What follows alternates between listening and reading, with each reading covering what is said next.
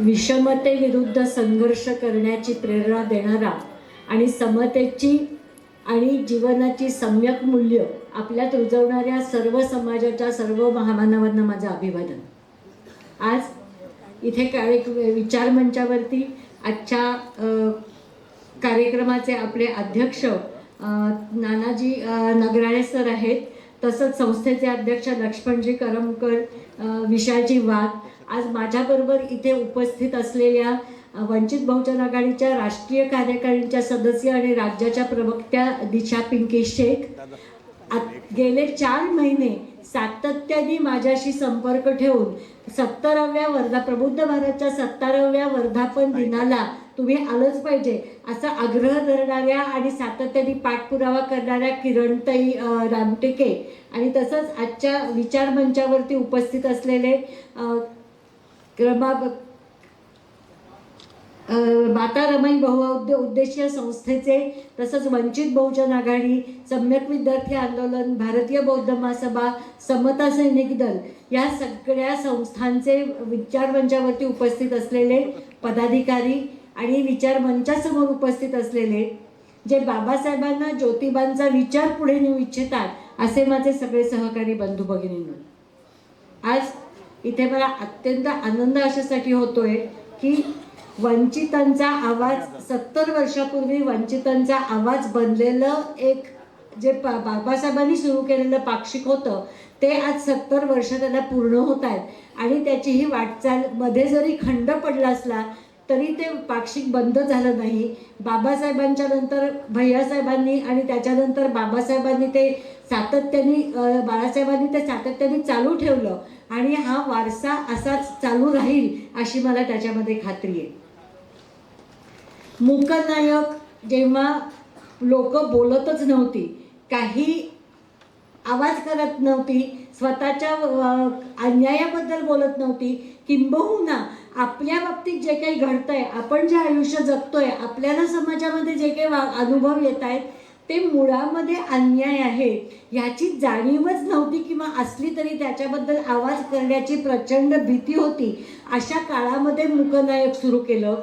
त्याच्यानंतर चळवळ थोडीशी पुढच्या टप्प्यावरती गेल्यानंतर एकूणच बहिष्कृततेचे वेगवेगळे आयाम लोकांच्या समोर आणण्यासाठी, आणि त्याच्या मागची बहिष्कृतता ही काही व्यक्तिगत अपघात नाही आहे, तर त्याच्यामध्ये एक अतिशय व्यवस्थितपणे ब्राह्मणी विचारसरणीतनं आलेली शोषणाची व्यवस्था आहे हे मांडण्यासाठी त्यांनी बहिष्कृत भारत सुरू केलं. पुढे त्याचं जनता केलं आणि जनतेचं रूपांतर 4 फेब्रुवारी 1956 प्रबुद्ध भारतमध्ये झालं. बाळासाहेबांनी दीक्षा नंतर घेतलेली असली तरी सुद्धा त्यावेळेपर्यंत त्यांचा बौद्ध धर्माची दीक्षा घेण्याचा निश्चय पूर्णपणे झालेला होता आणि म्हणूनच त्यांनी प्रबुद्ध भारत या नावाने त्यांचं पाक्षिक सुरू केलं, जे आपण आजतागायत चालू ठेवलंय. येवल्याला बाबासाहेबांनी घोषणा केली होती, मी हिंदू म्हणून जन्माला आलो तरी हिंदू म्हणून मरणार नाही. त्याच्यानंतर दीक्षा घेण्याच्या वेळेला मी भारत बौद्धमय करेन अशी एक घोषणा त्यांनी केली होती आणि आपल्यापैकी काही लोकांनी ती घोषणा अक्षरशः शब्दशाही असं मानून जे कोणी बौद्ध धर्म स्वीकारत नाही ते आपले नाही अशा पद्धतीच्या सुद्धा एका राजकीय वाटचालीला त्याच्यामध्ये सुरुवात केली होती. बाबासाहेब जेव्हा म्हणाले होते मी ते भारत बुद्धमय करेन, त्यावेळेला बाबासाहेबांची खरी कल्पना अशी होती की तथागतांनी जी सम्यक जीवनाचे मार्ग सांगितलेले आहेत, त्यांनी जो आपल्याला प्रज्ञाशील करुणा या शब्दांचा खूप एक व्यापक अर्थ आपल्याला त्याच्यामध्ये दिलेला आहे, अष्टांग मार्ग सांगितलेला आहे, त्या मार्गाने आयुष्य, मग ते खाजगी आयुष्य असेल, कुटुंबाचं आयुष्य असेल, सार्वजनिक क्षेत्रातलं आयुष्य असेल, हे आयुष्य त्या मार्गावर जगण्याची मानसिकता मी भारतातल्या सगळ्या माणसांची तयार करेन ही एक गोष्ट बाबासाहेबांना अपेक्षित होती आणि म्हणूनच त्यांनी कुठल्याच समाजाच्या कुठल्याच धर्माच्या संतांना त्याच्यामध्ये नाकारलं नाही. प्रबुद्ध भारतच्या पहिल्या अंकामध्ये प्रकाशित होत असताना तुकोबांचा एक अभंग त्यांनी त्याच्यामध्ये घातला होता. काय करू आता धरोनिया भिड, निशंक तोंड हे वाजविले, नाही जगी कोणी मुक्याचा हे जाणं, हा अभंग तुम्हाला सगळ्यांना माहिती आहे. हा अभंग त्यांनी तुकोबांचा का घेतला असेल त्याच्यामध्ये, कारण त्यांनाही जाणीव होती की आज बहुजन समाजामध्ये म्हणजे संत कबीरांपासून चार्वाकांपासून झालेली व्यवस्थेला प्रश्न विचारण्याची जी एक संपूर्णपणे वैचारिक धारा होती ती आपल्याला चार्वाकांपासून सुरू झालेल्या दिसते, तथागतांच्या सगळ्या लिखाणामध्ये दिसते, संत कबीरांच्या मध्ये दिसते, सुफी गायनामध्ये दिसते आणि त्याच्याचबरोबर 16व्या शतकातल्या सगळ्या संत परंपरांमध्ये दिसते. जी व्यवस्था समता मानत नाही, जी व्यवस्था माणसाला माणूस म्हणून जगत देत नाही, जी व्यवस्था आमच्यावरती अन्याय करते, त्या सगळ्या व्यवस्थेला प्रश्न विचारले पाहिजेत.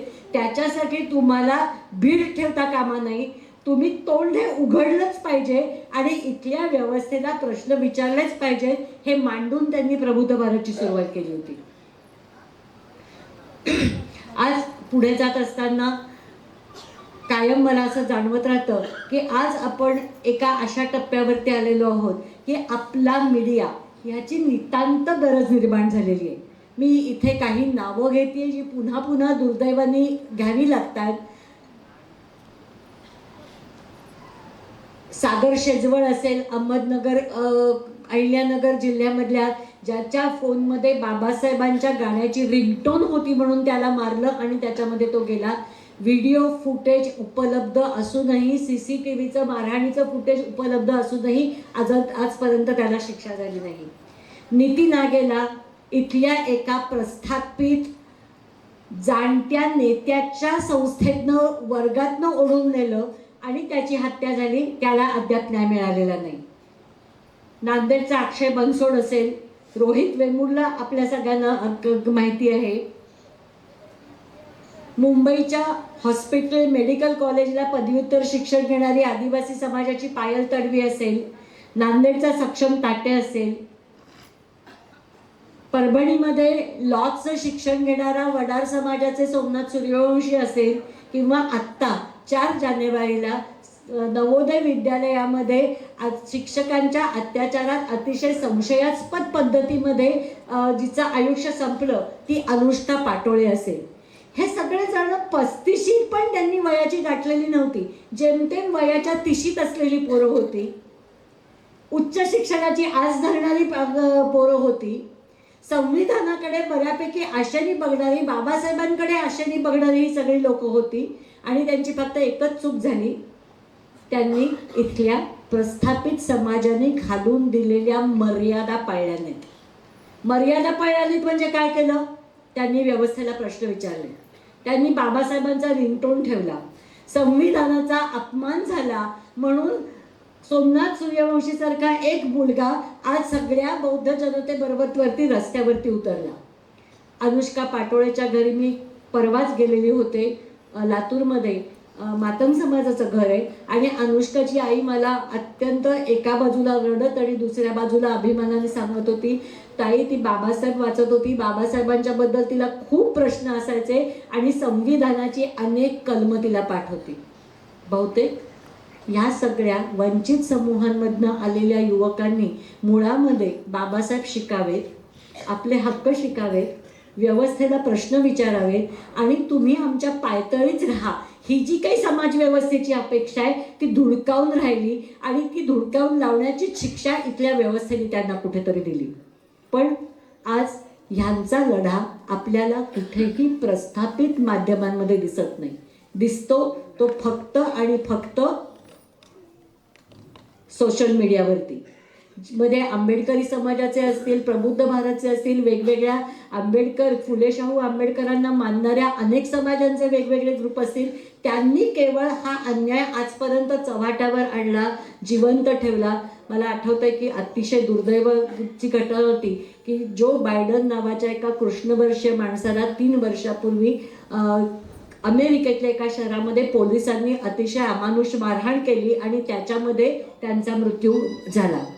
त्याच्याबद्दल रकानेच्या रकाने ट्विटरवर लिहिणारे, फेसबुकवर लिहिणारे, इथल्या प्रस्थापित मीडियामध्ये लिहिणाऱ्या कोणीही लोकांनी सोमनाथ सूर्यवंशीच्या पोलीस मारहाणीमध्ये झालेल्या मृत्यूचा निषेध केला नाही. हा इथला जातीयवाद आहे आणि हा जातीयवाद आपल्याला चव्हाट्यावर आणायचं असेल, त्याला न्याय द्यायचा असेल आणि ह्याच्या पुढे अजून अनुष्का पावटाळे, सोमनाथ सूर्यवंशी, नितीन आगे, सागर शेजवळ घडू नाहीत असं जर आपल्याला वाटत असेल तर त्याच्यासाठी आपल्या मीडिया जाणीवपूर्वक चालू राहणं हे अत्यंत त्याच्यामध्ये गरजेचं आहे. मी दुसऱ्या बाजूला आत्ताचं तात्कालीन उदाहरण देते. अन्याय अत्याचाराला वाचा फोडली जात नाही हे तर खरंच आहे. आत्ता झालेल्या नगर परिषदा आणि महानगरपालिकांच्या निवडणुकामध्ये वंचित बहुजन आघाडीला 103 जागा नगरपालिकांमध्ये मिळाल्या वेगवेगळ्या आणि महानगरपालिकेमध्ये 23 जागा मिळाल्या. याच्या तुलनेत मनसेसारख्या पक्षाला नगरपालिकांमध्ये एकही जागा मिळाली नाही आणि महानगरपालिकेमध्ये 6 मिळाल्या, जिथे आपल्याला 23 मिळाल्या. पण इथल्या कुठल्याही माध्यमांनी त्यांच्या टी व्हीवरती बातम्या दाखवताना, खाली स्क्रिप्ट चालवताना वंचित बहुजन आघाडीचा उल्लेख सुद्धा केला नाही. कायम आपल्याला इतरमध्ये टाकून दिलं. का? कारण तुम्ही वंचित बहुजन आघाडी स्वतःच्या जीवावरती आज 23 म्हणजे 23 आपल्या नगरपालिकांमध्ये, महानगरपालिकांमध्ये 23 सभासद निवडून आणते. हे जर लोकांच्यापर्यंत पोचलं तर पुढे येणाऱ्या निवडणुकामध्ये त्यांची होणारी ताकद वाढायला लागेल. इथे ज्या समाजाचा आपण आत्मसन्मान दाबण्याचा प्रयत्न करतोय, ज्या समाजाचा आपण दिशाताईंनी शब्द वापरला होता बुद्धिभ्रंश करण्याचा प्रयत्न करतोय, त्यांची बुद्धी जागृत झाली. त्यांना आपण एक भूल चढवली आहे, त्यातनं ते बाहेर आले आणि खरंच वंचित बहुजन आघाडीच्या मागे गेले तर काय करायचं या भीतीपोटी वंचित बहुजन आघाडीचं यश दाखवलं जात नाही. ते दाखवण्याचा आपल्यासमोर एकच मार्ग आहे, ते म्हणजे आपलं माध्यम आपण अतिशय समर्थपणे पुढे आणण्याचा. आज परिस्थिती अशी आहे की गेल्या काही वर्षापर्यंत जवळजवळ 2015, 16, 19 पर्यंत जी कुठली प्रमुख माध्यमं होती, मग ती वर्तमानपत्र असतील किंवा इलेक्ट्रॉनिक मीडिया असतील, ते सर्वजण काँग्रेस धार्जिणी पत्र होती. काँग्रेसच्या हातामध्ये असलेली ती वृत्तपत्र होती किंवा मीडिया त्यांना कव्हरेज देत होतं. 2014 पासून आपल्याला तो सगळा प्रवास उलटा झालेला दिसतो आणि आता काँग्रेसच्या जागी भाजप आलं. मीडिया काँग्रेसच्या तानावर द्यायचं असो किंवा काँग्रेसला प्रमोट करत असो किंवा आता भाजपला चालवत असो, त्या दोन्हीला वंचित नकोच आहे. आणि वंचित नको आहेत म्हणजे मी हा राजकीय पक्ष म्हणून नाही आहे. वंचित समाजाने शहाणं व्हायला नको आहे, वंचित समाजाने संघटित व्हायला नको आहे आणि वंचित समाजाने एकत्र येऊन या व्यवस्थेला प्रश्न विचारायला नको आहे. याच्यासाठी चालत असलेलं हे कारस्थान आहे. आत्ता तर परिस्थिती त्याच्याहून भयानक आहे. आत्ता महाराष्ट्रातली सगळी माध्यमं, मग ती इलेक्ट्रॉनिक माध्यमं असतील किंवा ती प्रिंट मीडिया असतील, म्हणजे लोकसत्ता, लोकमत, सकाळ, पुढारी याच्यासारखी वर्तमानपत्र त्याच्यामध्ये असतील, ती आज फक्त 2 किंवा 3 घराण्यांच्या ताब्यात आहेत असं आपल्याला दिसतं. मग आपल्याला काय दिसतं की ही 2-4 मीडिया कंट्रोल करणारी जी काही अदानी अंबानी सारखी घराणी आहेत किंवा रिजनल पातळीवरती अजून 2-3 घराणी असतील, जी इथल्या व्यवस्थेला, इथल्या राज्यकर्त्यांना संरक्षण देणारी, इथल्या राज्यकर्त्यांची वाहवा करणारी आणि आपलं ब्रेन वॉश करणाऱ्या बातम्या देत राहतात आणि त्याच्या बदल्यामध्ये राज्यकर्ते या अदानी अंबानीला सोयीचं होईल अशा तऱ्हेची धोरणं आखत राहतात. अशा तऱ्हेचे टॅक्स कन्सेशन त्याच्यामध्ये दिलं जातं आणि त्याच्यामुळे मी तुझे हितसंबंध सांभाळतो असं राज्यकर्ते मीडियाला सांगतात आणि मीडिया असं सांगते की तुम्ही आमचे हितसंबंध सांभाळा, कायम तुम्हीच निवडून याल, अशा पद्धतीचं लोकांचा बुद्धिभ्रंश करणं, ब्रेनवॉश करण्याचं काम आम्ही करत राहू. मला प्रश्न असा आहे की मीडिया हे करत राहणार. शेवटी ज्याच्या हातामध्ये सत्ता आहे त्याला आपल्या हातातली सत्ता सोडायची नसते. कोणीही हा विचार करत नाही, बरोबर आहे ना, तुला सत्ता नाही मिळाली आत्तापर्यंत, एवढे वर्ष तुला वंचित ठेवलं, आता तुला सत्ता देण्यासाठी मी माझ्या हातातली सत्ता सोडतो, असं कोणी म्हणणार आहे का हो? मग काय करायला पाहिजे? आपल्यालाच लढायला पाहिजे. ज्योतिबांनी जे म्हटलं की तुझ्यासाठी कोणी आवाज उघडणार नाहीये, नवे कोणी मुकियाचा आहे जाण, तुम्ही गप्प बसला तर तुमच्यासाठी कोणीही आवाज उठवणार नाहीये हे लक्षात घ्या आणि तुम्ही तुमचा आवाज व्हा, तुम्ही संघर्ष करा आणि तुम्ही सत्ता मिळवा. आपण काय करतो? खूप भाबडेपणाने वागतो. लोकसभेच्या निवडणुका आल्या, कोणीतरी गळ्यामध्ये अंगामध्ये निळे टी शर्ट घालून फिरतं, कोणी आत्तापर्यंत कधी न घातलेले निळे गमछे घालून फिरतं, हातात संविधान घेतात आणि आपल्याला असं वाटायला लागतं की अरे हे संविधानवादी आहेत. संविधान वाचवायचं असेल तर ह्यांच्याच मागे आपण जाण्याची गरज आहे. काय करतात बाळासाहेब? स्वतंत्र राजकारणाची भाषा करतायत. त्यांनी काय स्वतः संविधान वाचणार आहेत का? पण हीच लोक ज्यांना भरभरून आंबेडकरी समाजाने मागच्या लोकसभेमध्ये मतं दिली, तीच लोक आत्ता जेव्हा UGCनी सुप्रीम कोर्टाने UGCचा एक कायदा रद्द करण्याची भाषा बोलायला लागले, तेव्हा ह्यातल्या काही पक्षांनी त्याचं स्वागत केलेलं आहे. या मुद्द्याकडे मी सविस्तर थोडंसं नंतर येते, पण मी या लोकांचा दुटप्पीपणा तुम्हाला दाखवू बघतेय आणि त्याच्याबद्दल आपण काय करणार हे आपण बघण्याची त्याच्यामध्ये गरज आहे. आज ज्या पद्धतीने इथलं सरकार ऑपरेट होत आहे त्याच्यामध्ये सगळ्यात मोठा गाला म्हणजे जसं एक मीडिया शेवटी असं आहे की जेव्हा माणसांना खरंच अन्यायाविरुद्ध उठून उभं राहायची इच्छा असेल, म्हणजे मी खूप जाणीवपूर्वक खरंच अन्यायाविरुद्ध उभं राहण्याची इच्छा असेल, खरंच आपल्याला आपलं स्वातंत्र्य हवं असेल, खरंच आपल्याला आपल्या हातात सत्ता हवी असेल, तर त्यांना संपवण्याचे 2 मार्ग असतात. एक मार्ग असतो पूर्णपणे बुद्धिभ्रंश करण्याचा मीडिया मार्फत. अशा गोष्टी तुमच्या डोक्यावरती सतत आदळत ठेवायच्या की काही दिवसांनी तुम्हाला त्या खऱ्या वाटायला लागतात. हो बरोबर आहे, संविधान वाचवायचं तर महाविकास आघाडीला मत दिलं पाहिजे, हे असं आपापसात आपणच बोलायला लागतो. त्यामुळे एका बाजूने मीडियाचा वापर करून मग त्यात सोशल मीडिया पण आली आणि मेनस्ट्रीम मीडिया पण आली, हे एका बाजूला करणं आणि दुसऱ्या बाजूला शिक्षणाच्या मार्फत तुमचे विचार करण्याची क्षमता बंद करून टाकणं, हे दोन्ही मार्ग हे अत्यंत यशस्वीरित्या इथल्या RSS भाजपच्या राजवटीने चोखाळलेले आहेत. का आपण RSSच्या विरुद्ध आंदोलन करतो? का बाळासाहेब सतत RSSच्या विरोधात बोलत राहतात? कारण दुसरं कोणी बोलतच नाही याच्या देशात. RSS काय करतंय? आज RSS आपली विचार करण्याची शक्ती कशी नष्ट करतेय, किती लहानपणापासून आपल्या मनामध्ये विष कालवतायत, ह्याच्याबद्दल आपण बोलतच नाही आहोत. मी अगदी साधं त्याच्यामध्ये उदाहरण देते. आत्ता UGCने जे नवीन सगळे UGCच्या मार्फत जे नवीन अभ्यासक्रम आणलेले आहेत त्याच्यामध्ये मुलांना वेद शिकवणं, मुलांना मनुस्मृती शिकवणं, मनुस्मृती किती चांगली आहे हे त्यांच्यावरती बिंबवणं, महाभारत त्याच्यामध्ये शिकवणं, हे त्याच्यामध्ये अभ्यासक्रमामध्ये यायला लागलेलं आहे. 12वीच्या अभ्यासक्रमामध्ये यायला लागलं आहे, ग्रॅज्युएशनच्या अभ्यासक्रमामध्ये यायला लागले. पण या सगळ्या अभ्यासक्रमातनं अख्ख्या जगाला शांतीचा संदेश देणाऱ्या धम्म आणि तथागत गौतम बुद्ध या सगळ्या अभ्यासक्रमातून नाहीसे झालेले आहेत. या अभ्यासक्रमातनं सम्राट अशोक पूर्णपणे नाहीसे झालेले आहेत. या अभ्यासक्रमामध्ये भारतामध्ये आज शिवाजी महाराज नष्ट झालेले आहेत. म्हणजे एका बाजूला शिवाजी महाराजांच्या पुतळ्यासमोर प्रतिमेसमोर फुलं व्हायची आणि देवाभाऊंचे बॅनर्स एका रात्रीमध्ये महाराष्ट्रभर लावायचे आणि दुसऱ्या बाजूला कुठल्याही अभ्यासक्रमामध्ये शिवाजी महाराज आणि शिवाजी महाराज हे कशा अर्थाने खरं म्हणजे रयतेचे राजे होते ह्याच्याबरोबर ते गोब्राह्मण प्रतिपालक इमेजला पूजा करायची, पण रयतेचे राजे असणाऱ्या शिवाजी महाराजांची प्रतिमा मुलांना शिकवायचीच नाही. हे राजकारण आज चाललंय आणि ते राजकारण भाषणातनं नाही चाललेलं, ते अभ्यासक्रमात आलेल्या बदलातनं चाललेलं आहे आणि आपल्याला ह्याच्याबद्दल माहिती पण नाही आहे. आज इथे बसले असताना मला आपले जे नागपूरचे अनिकेत मून आहेत त्यांनी मुद्दाम मला एक माहिती पाठवली.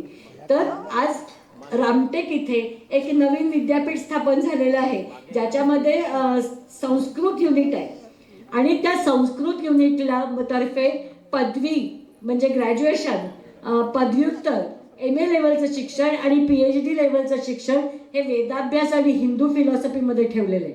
हरकत नाही, तुम्हाला जसं वेगवेगळी फिलॉसॉफी शिकवायची असेल, धार्मिक फिलॉसॉफी शिकवायची असेल, तुम्ही जसं पालीचे अभ्यासक्रम असतात, बौद्ध धर्माचे अभ्यासक्रम विद्यापीठामध्ये पाली विभागातर्फे चालवले जातात, तसं तुम्ही एक अभ्यासक्रम करू शकता.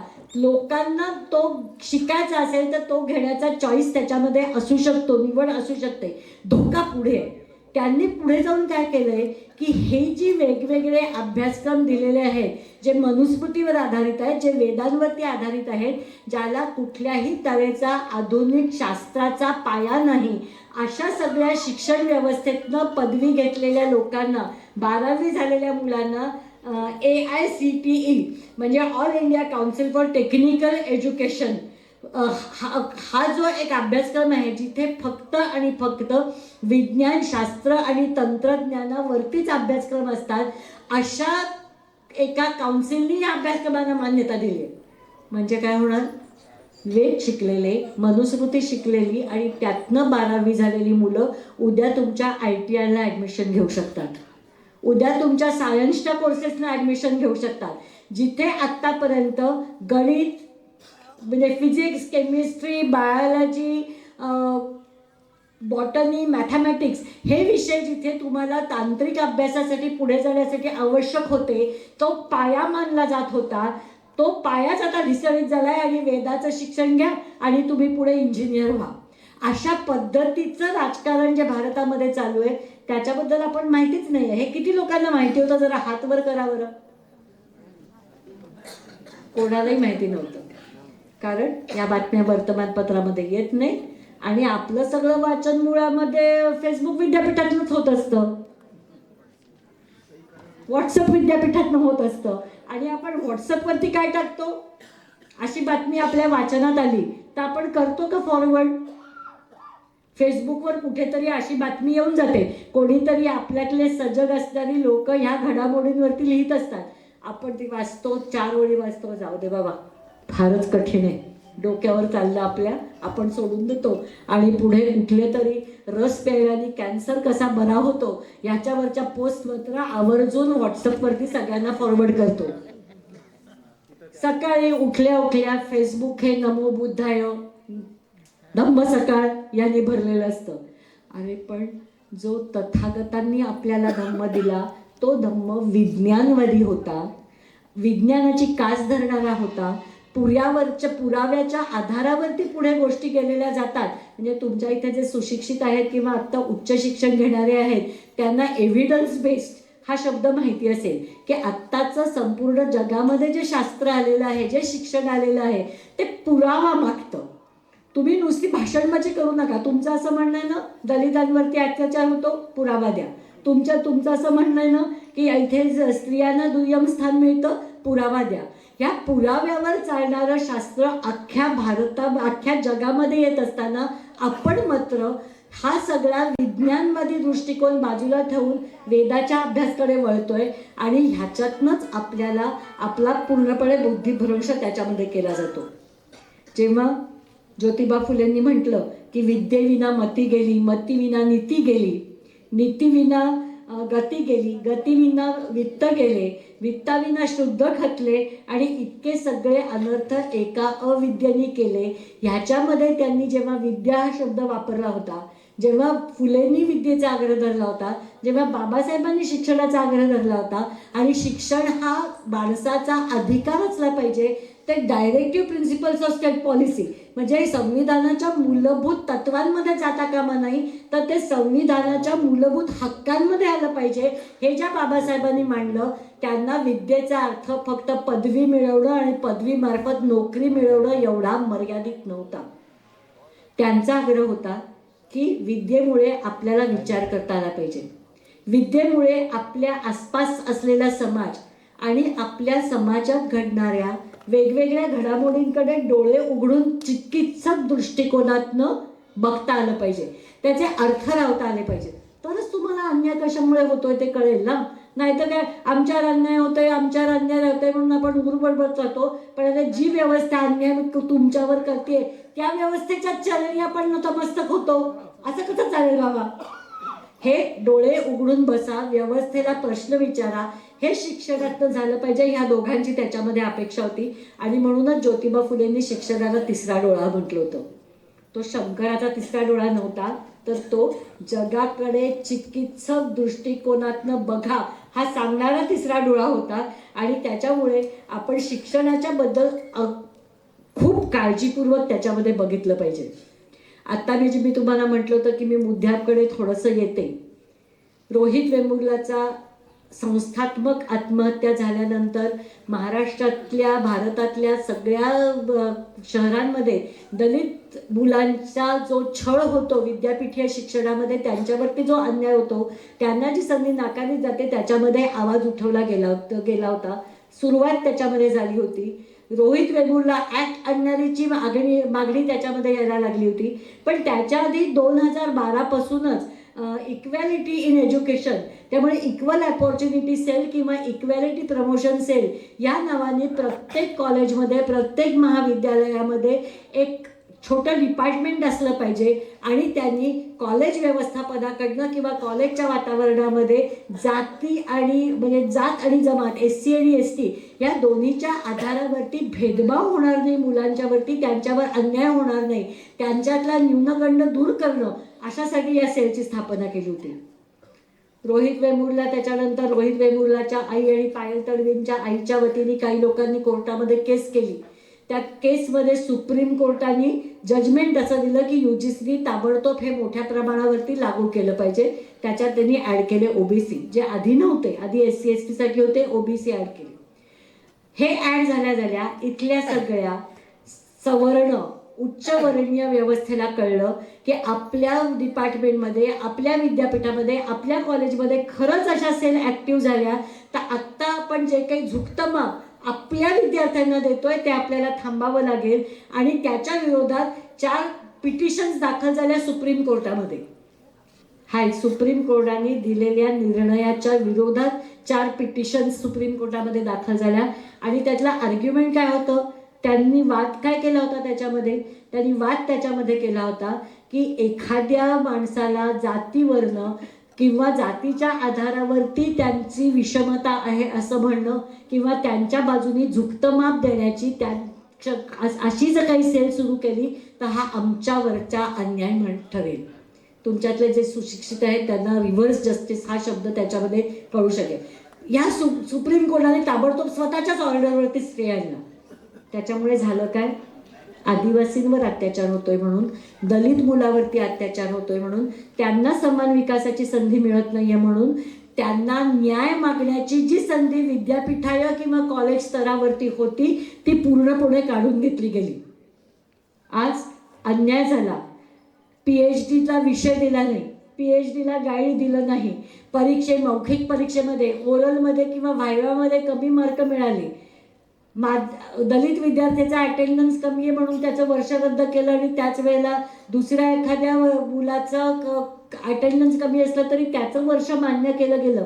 अशा अन्यायाबद्दलचा आवाज उठवण्याची जी संधी होती ती पूर्णपणे आता गेलेली आहे. आणि आपण ह्याच्याबद्दल छान निवांत झोपून आहोत की नाही आपल्याला माहितीच नाही आहे.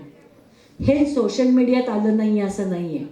हे थोडंसं तुटपुट का होईना हे मेनस्ट्रीम मीडियामध्ये पण येऊन गेले, कारण सुप्रीम कोर्टाचा आदेश होता. आपण हे वाचतच नाही. आपण या बातम्या टाळतो. ते वाचण्याचे, त्याच्या मागचे आपले हितसंबंध कुठे संपतायत हे समजून घेण्याचं आपण विचारच करत नाही, धाडसच करत नाही. आणि मग जसं सुरुवातीला दिशाताई म्हणाल्या की मी सुरुवातीला काय वाचत होते आणि नंतर माझं वाचन कुठल्या दिशेने गेलं, कारण त्यात आपल्याला सनसनाटिकता काही मिळतच नाहीये. मग आपल्याला काय हवं असतं, एक भावनिक तरी काहीतरी हवं असतं, सनसनाटी तरी काहीतरी हवं असतं. पण जे काही निर्णय होत आहेत, जे काही कायदे होत आहेत, त्याचा आपल्या समाजावरती दूरगामी परिणाम काय होणार आहे ह्याच्याबद्दल आपल्याला भान नसतं.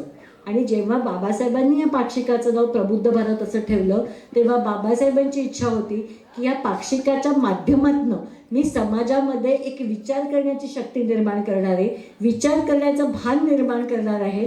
आणि मला माझ्या समाजाला खऱ्या अर्थाने प्रबुद्ध बनवायचं आहे, प्रज्ञावंत बनवायचं आहे. आणि त्याच्यासाठी प्रबुद्ध भारतची सुरुवात झाली होती. आणि मला असं वाटतं की आपण खरंच आपल्याला बाबासाहेबांचा वैचारिक वारसा पुढे चालवायचा असेल ते आपली जी माध्यमं आहेत ती टिकवणं, ती चालू ठेवणं हे अत्यंत गरजेचं आहे. मला सकाळपासून म्हणजे आपला कार्यक्रम सुरू झाल्यापासून सातत्याने एका गोष्टीची खूप खंत वाटत होती. ते म्हणजे प्रत्येकजण असं म्हणत होते की आपला वाचक वर्ग कमी झाला आहे, वर्गणीदार कमी झाले आहे, 1000वरनं 500वर आले, 500वरनं 200-300 वरती आले. मग कोणी वितरकांना दोष देत होतं, कोणीतरी लोकांना दोष देत होतं. प्रबुद्ध भारत चालवणाऱ्या व्यक्तींपैकी एक व्यक्ती म्हणून मला असं वाटतं की त्याचा थोडासा दोष माझ्याकडे पण आला पाहिजे. आपण सतत चिकित्सेचा दृष्टिकोन आपल्याला ज्योतिबांनी आणि बाबासाहेबांनी दिला, चिकित्सेचा दृष्टिकोन आपल्याला चार्वाकांनी दिला, चिकित्सेचा दृष्टिकोन आपल्याला गौतम बुद्धांनी दिला. तोच वैचारिक वारसा जर पुढे चालवायचा असेल तर प्रबुद्ध भारतची सुद्धा चिकित्सा झाली पाहिजे, प्रबुद्ध भारतची सुद्धा समीक्षा झाली पाहिजे, त्याचं परखड विश्लेषण झालं पाहिजे. आत्तापर्यंत बाळासाहेबांनी कित्येक वेळेला हे अपील करून झालं की प्रबुद्ध भारतमध्ये तुम्हाला काय वाचायला आवडेल ते सांगा, प्रबुद्ध भारतचं काय चुकतंय ते सांगा, प्रबुद्ध भारतमध्ये काय बदल करायला पाहिजे ते सांगा. आम्ही सगळ्या प्रकारच्या टीकेला खुले आहोत, कारण तुम्ही टीका केलीत, तुम्ही चिकित्सा केलीत, तुम्ही त्याची परखड समीक्षा केली तरच प्रबुद्ध भारत हा जास्तीत जास्ती बदलत जाईल. आणि तो बदलणं ही मला स्वतःची त्याच्यामध्ये प्रबुद्ध भारतच्या अख्ख्या टीमची जबाबदारी वाटते. आज प्रबुद्ध भारतचे संपादक बाळासाहेब आहेत, प्रबुद्ध भारतच्या एडिटोरियल टीममध्ये भारिप बहुजन महासंघाचे ज्येष्ठ विचारवंत शांताराम पंधेरे आहेत, जितरत्न पटाईत आहेत, धनाजी कांबळे एक आपल्याला पत्रकार आहेत, ते आपल्याला मदत करत असतात. अशा अनेक जणांची टीम त्याच्यामध्ये आहे. आणि या सगळ्या टीमच्या वतीने मी आता जाहीर करते की कृपा करून प्रबुद्ध भारतची परखड समीक्षा करा. प्रबुद्ध भारतकडनं आम्हाला काय अपेक्षित आहे आणि काय मिळत नाही आहे हे परखडपणे कळवा. प्रबुद्ध भारतच्या प्रत्येक अंकावरती प्रबुद्ध भारतचा phone number, WhatsApp phone number आणि ईमेल ID दिलेली आहे, त्याच्यावर कळवा. मी आज सगळ्या संपादक मंडळाच्या वतीने जाहीर करते की तुमच्याकडनं खूप परखड समीक्षेची आम्हाला अपेक्षा आहे. ती आली तर आजचा मेळावा यशस्वी झाला असं मी मानेन. आणि येणाऱ्या निवडक प्रतिक्रिया, अगदी आमचं विश्लेषण करणाऱ्या प्रतिक्रिया या आम्ही प्रबुद्ध भारतमध्ये छापू, हे मी आज सगळ्या संपादक मंडळाच्या वतीने इथे आश्वासन देते. अजून मला असं वाटतं की 70व्या वर्धापन दिनी मला माझं एक स्वप्न जाहीर करायचं आहे. माझ्यासाठी नाही आहे, ते पुढच्या पिढीसाठी आहे. पण मला असं वाटतं की जेव्हा 100वा वर्धापन दिन होईल प्रबुद्ध भारतचा, तेव्हा मला प्रबुद्ध भारत महाराष्ट्रातल्या नाही तर भारतातल्या मेनस्ट्रीम मीडियापैकी एक मीडिया झालेली पाहायला आवडेल. आणि ह्याच्याकरता पुढच्या पिढीकडनं मला सहकार्य अपेक्षित आहे. जय भीम, जय भारत. हा आजचा कार्यक्रम यशस्वी करण्यासाठी ज्या ज्या लोकांनी प्रचंड मेहनत घेतली, त्यातले अशा कार्यक्रमाच्या मागे खूप जण खरं म्हणजे पडद्यामागचे कलाकार असतात, पडद्यामागचे त्यांचे श्रम असतात. आणि त्या सगळ्यांचे प्रबुद्ध भारततर्फे मनपूर्वक आभार. जय भीम, जय भारत.